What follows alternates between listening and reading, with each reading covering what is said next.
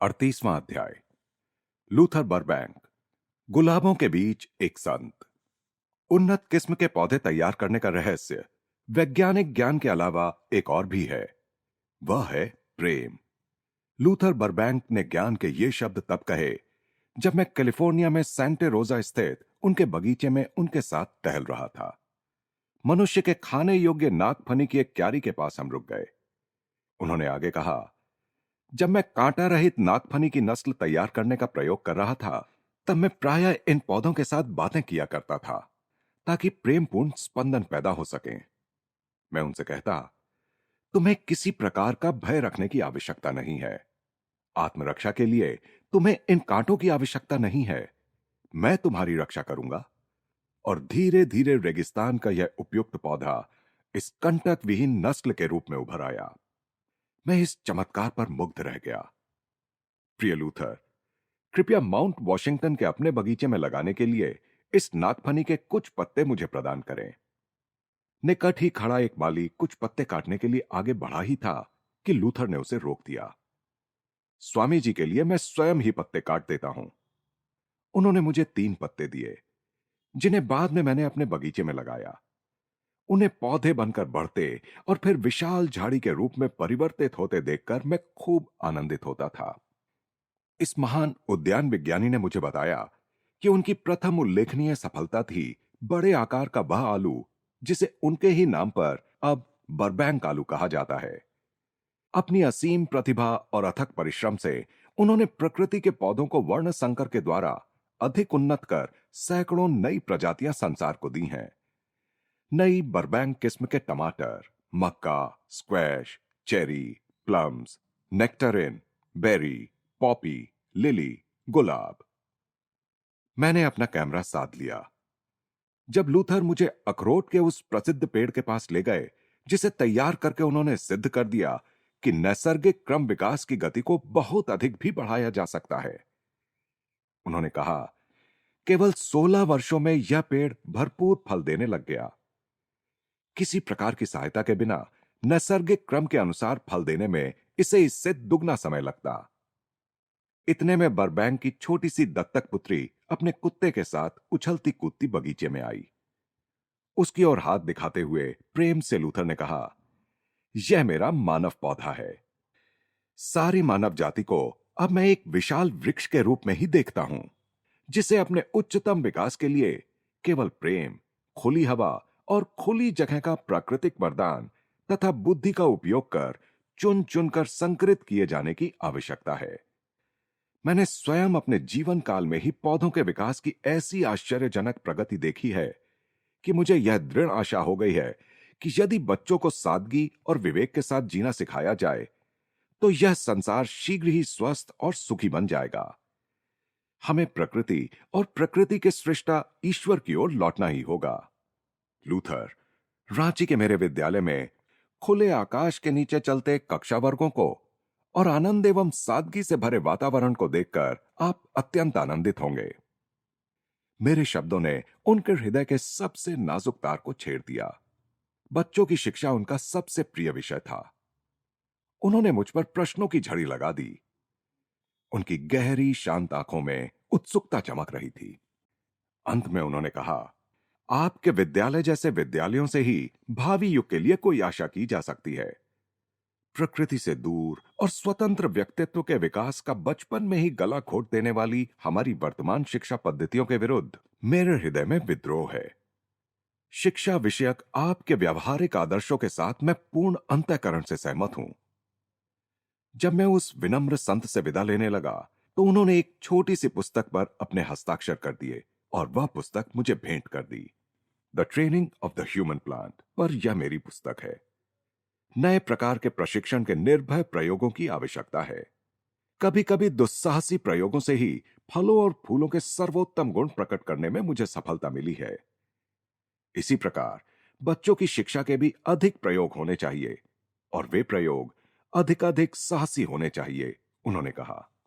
मैंने उनकी छोटी सी पुस्तक को उसी रात अत्यंत उत्सुकता के साथ पढ़ा। उनकी दृष्टि मानव जाति के उज्जवल भविष्य की कल्पना कर रही थी। उन्होंने लिखा था, इस पृथ्वी पर सजीव वस्तुओं में सबसे जिद्दी और बदलने में सबसे कठिन वस्तु वह पौधा है जिसकी प्रवृत्तियां स्थिर हो गई हों। याद रखिए कि इस पौधे ने अपने स्वतंत्र व्यक्तित्व की युग युगांतर से रक्षा की है। यह पौधा वह चीज है जिसकी उत्पत्ति की खोज करते करते यदि हम समय में अनादिकाल तक पीछे चले जाएं, तो पता चलेगा कि इसकी उत्पत्ति शायद चट्टानों से हुई थी और कल्पनातीत रूप से इतने दीर्घ काल में शायद इसमें कोई बड़ा परिवर्तन नहीं हुआ। क्या आप ऐसा समझते हैं कि इतने युग युगांतरों में विशिष्ट गुणधर्मों की या प्रवृत्तियों की बार बार पुनरावृत्ति होने के बाद भी पौधे में अपनी दृढ़ इच्छा शक्ति नहीं आ जाती, यदि आप उसे इच्छा शक्ति कहना चाहें? और यह इच्छा शक्ति भी इतनी दृढ़ कि जिसकी तुलना नहीं हो सकती। बल्कि ताड़ के पेड़ की कुछ जातियों जैसे कई प्रकार के वृक्ष ऐसे हैं जिनमें कोई मानवीय शक्ति आज तक कोई परिवर्तन नहीं ला सकी। पेड़ पौधों की इच्छा शक्ति के सामने मनुष्य की इच्छा शक्ति कुछ भी नहीं है।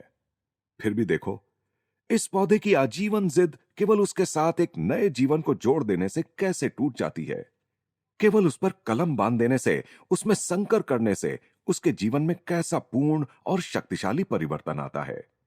और जब उसकी जिद टूटकर उसमें यह परिवर्तन आ जाता है, तब वहां से आगे उसकी हर पीढ़ी में धैर्य के साथ देखरेख और अच्छे पौधों को चुनते जाकर उसमें आए परिवर्तन को स्थिर और दृढ़ कर दो। और इस प्रकार यह नई प्रजाति अपना मार्गक्रमण शुरू करती है और फिर कभी पीछे मुड़कर नहीं देखती, अपने पुराने स्वरूप पर नहीं जाती। उसकी दृढ़ इच्छा शक्ति आखिर टूट जाती है और वह परिवर्तित हो जाता है।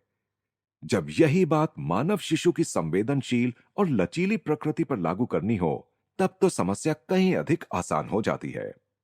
मेरा मन इस महान अमेरिकी की तरफ खींच गया और मैं बार बार उनके पास जाने लगा। एक दिन प्रातःकाल जब मैं वहां पहुंचा, तो उसी समय पोस्टमैन भी वहां आ पहुंचा और उसने करीब 1000 पत्र वहां डाल दिए। विश्व के सभी भागों से अनेकानेक उद्यान विशेषज्ञ उन्हें पत्र लिखते थे। स्वामी जी, आपके यहां होने से मुझे बाहर बगीचे में जाने का वह बहाना मिल गया जिसकी मुझे तलाश थी, लूथर ने विनोद से कहा। उन्होंने एक बड़ा दराज खोला जिसमें यात्रा संबंधी सैकड़ों पत्रक थे। देखिए, उन्होंने कहा, यह है मेरा यात्रा करने का तरीका। अपने पेड़ पौधे और पत्र व्यवहार से यहां बंधा, मैं विदेश यात्रा की अपनी इच्छा इन चित्रों को बीच बीच में देखकर ही पूरी कर लिया करता हूं। मेरी कार उनके फाटक के सामने ही खड़ी थी। लूथर और मैं कार में बैठकर उस छोटे से नगर की सैर पर निकले जहां के बाग बगीचे लूथर की अपनी विकसित की हुई गुलाब की प्रजातियों सैंटा रोजा, पीच ब्लो, बरबैंक गुलाब से खिले हुए थे। इस महान वैज्ञानिक ने पहले ही एक बार जब मैं उनके यहां गया हुआ था, मुझसे क्रिया दीक्षा ले ली थी। स्वामी जी, मैं पूर्ण भक्ति और निष्ठा के साथ क्रिया का नियमित अभ्यास करता हूं, उन्होंने कहा। योग के विभिन्न पहलुओं पर मुझसे अनेक अच्छे अच्छे प्रश्न पूछने के बाद लूथर ने धीरे धीरे कहा, पूर्व के पास सचमुच ज्ञान के विशाल भंडार हैं जिसे पश्चिम ने अभी अभी जानना शुरू किया है। प्रकृति ने यत्नपूर्वक संभाल कर रखे हुए अपने अनेक रहस्य बरबैंक के सामने प्रकट कर दिए। प्रकृति के साथ घनिष्ठ एक रूपता ने बरबैंक में असीम आध्यात्मिक श्रद्धा उत्पन्न कर दी। एक दिन कुछ संकोच के साथ ही उन्होंने मुझसे कहा, कभी कभी मुझे अनुभव होता है कि मैं अनंत शक्ति के बिल्कुल निकट हूं। अपने अनुभवों की स्मृतियों से उनका कोमल सुंदर मुखमंडल दीप्त हो उठा। तब मैं अपने आसपास के बीमार लोगों को और पौधों को भी स्वस्थ कर सकने में समर्थ होता हूं। फिर उन्होंने मुझे अपनी मां के बारे में बताया, जो धार्मिक प्रवृत्ति की निष्ठावान ईसाई महिला थी।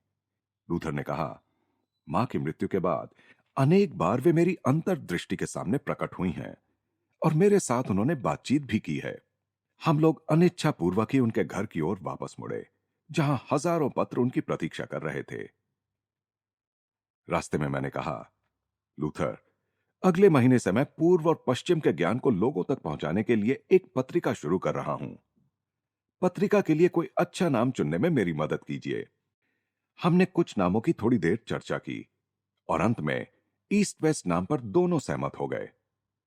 जब हमने उनके अध्ययन कक्ष में प्रवेश किया, तो उन्होंने विज्ञान और सभ्यता पर लिखा अपना एक लेख मुझे दिया। मैंने कृतज्ञतापूर्वक कहा, यह ईस्ट वेस्ट के प्रथम अंक में छपकर आएगा। जैसे जैसे हमारी मित्रता गहरी होती गई, मैं बर्बैंक को अपना अमेरिकन संत कहने लगा। ईसा के शब्दों को उद्धृत कर मैं कहता, इस मनुष्य को देखो, इसमें कोई छल कपट नहीं है। उनका हृदय अथाह गहरा था। विनम्रता, धैर्य और त्याग का उस हृदय को दीर्घ अभ्यास था। गुलाबों के बीच में स्थित उनका घर अत्यंत सादा था। विलासिता की निरर्थकता एवं अपरिग्रह के आनंद का उन्हें ज्ञान था। एक वैज्ञानिक के रूप में हुई अपनी ख्याति को वे जिस विनयशीलता के साथ वहन करते थे, उसे देखकर मुझे बारंबार उन वृक्षों की याद आती थी जो पके फलों के भार से झुक जाते हैं। केवल फलहीन वृक्ष ही वृथा अभिमान के साथ सिर ताने खड़े रहते हैं। 1926 में जब मेरे इस प्रिय मित्र का निधन हुआ, तब मैं न्यूयॉर्क में था। अश्रुपात करते हुए मैं सोच रहा था, उन्हें केवल एक बार देखने के लिए मैं यहां से सेंटा रोजा तक खुशी खुशी पैदल चला जाऊंगा। स्वयं को अपने कमरे में बंद कर 24 घंटे मैं एकांत में रहा। न अपने सचिवों से मिला और न मुझसे मिलने के लिए आने वालों से। दूसरे दिन मैंने लूथर के एक बड़े फोटो के सामने उनके लिए वैदिक रीति से तर्पण किया।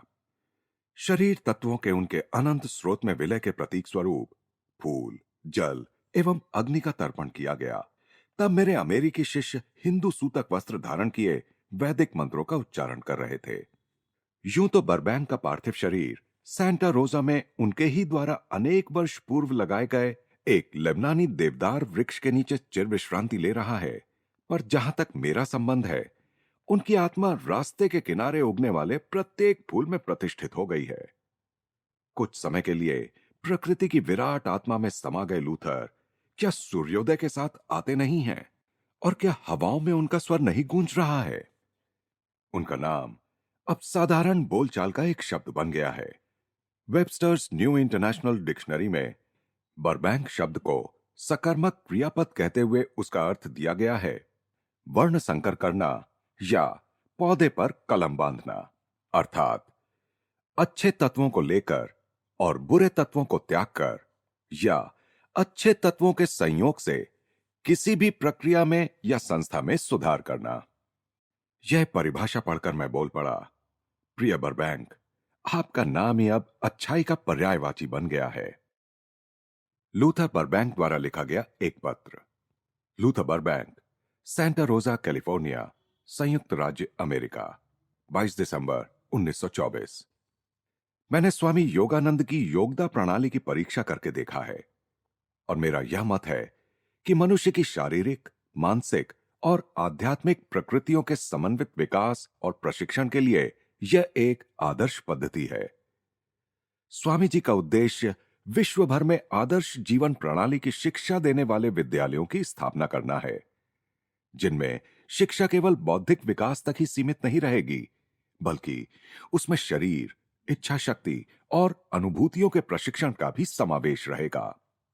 एकाग्रता और ध्यान की सीधी, सरल तथा वैज्ञानिक पद्धति युक्त योगदा प्रणाली के माध्यम से शारीरिक, मानसिक और आध्यात्मिक उत्कर्ष द्वारा जीवन की लगभग सभी जटिल समस्याओं का समाधान किया जा सकता है और संसार में शांति एवं सद्भावना स्थापित हो सकती है। स्वामी जी का मत है कि गूढ़ता और अव्यावहारिकता से मुक्त सहज साधारण व्यावहारिक ज्ञान के विकास द्वारा ही सही शिक्षा दी जा सकती है। यदि ऐसा न होता तो मैं इस प्रणाली का कभी समर्थन नहीं करता। आदर्श जीवन यापन की शिक्षा देने के लिए अंतर्राष्ट्रीय विद्यालयों की स्थापना करने के स्वामी जी के विचार से सहमत होते हुए मुझे अत्यंत हर्ष हो रहा है, जिसकी यदि स्थापना हो जाए तो मेरी जानकारी के अन्य किसी भी साधन की अपेक्षा अधिक आसानी से और अधिक शीघ्रता से इस पृथ्वी पर स्वर्ग राज्य आ सकेगा।